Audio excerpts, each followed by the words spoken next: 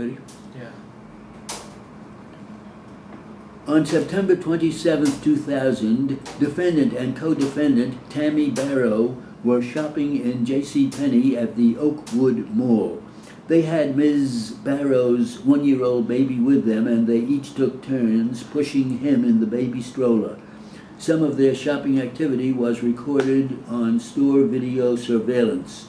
The video shows the two looking around, taking clothes off the racks and either placing the clothes on top of the baby stroller or carrying the clothes in their arms, going in and out of the fitting room and putting some clothes back on the racks.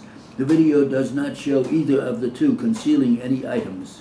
Approximately 30 minutes after they were first recorded on surveillance video, defendant left the store with the baby stroller. A few minutes later, co-defendant exited the store. Defendant and co-defendant were then stopped outside of JCPenney by Deborah Billett, a loss prevention agent for the store. They were led back into the store where Mrs. Billett discovered 5 shirts, 3 skirts, and 1 pair of blue jeans concealed in the purses of both defendant and co-defendant, as well as in a diaper bag located in the bottom of the baby stroller. Neither defendant nor co-defendant had receipts for any of the items. The total value of the merchandise recovered was $215.98. At trial, Ms. Barrow testified that she stole the clothes by stuffing them in her purse and the diaper bag.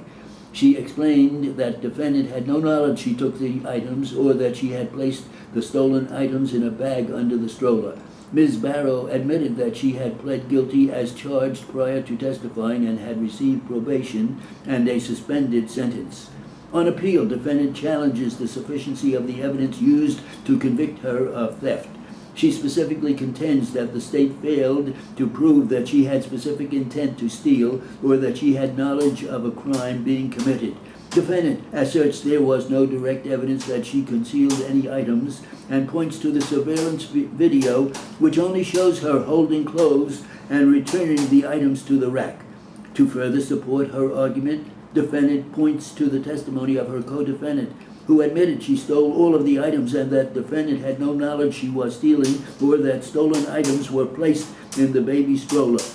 The constitutional standard for testing the sufficiency of the evidence as enunciated in Jackson versus Virginia, 443 U.S. 307, 99 Supreme Court 2781, 61 Lawyers Edition 2nd 560, 1979, requires that a conviction be based on proof sufficient for any rational trier of fact, viewing the evidence in the light most favorable to the prosecution, to find the essential elements of the crime beyond a reasonable doubt. State versus Jaluk, 0341, Louisiana, 725, Southern Reports, 2nd, 1291. State versus Bridgewater, 01, Louisiana Appeal, 5, Circuit, 800.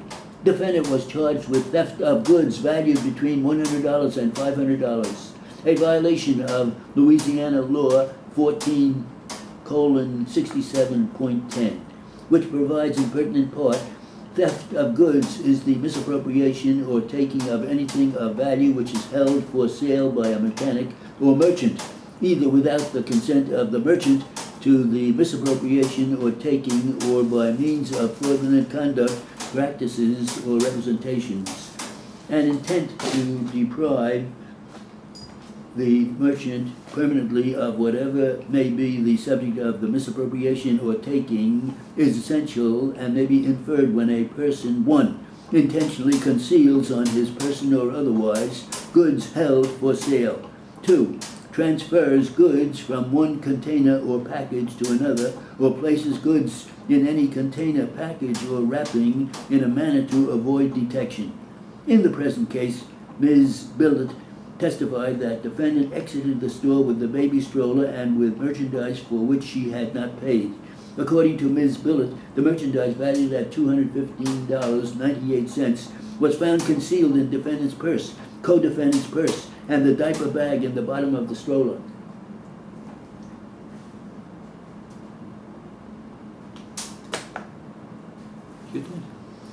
little too fast. I was not timed out, I was just racing along.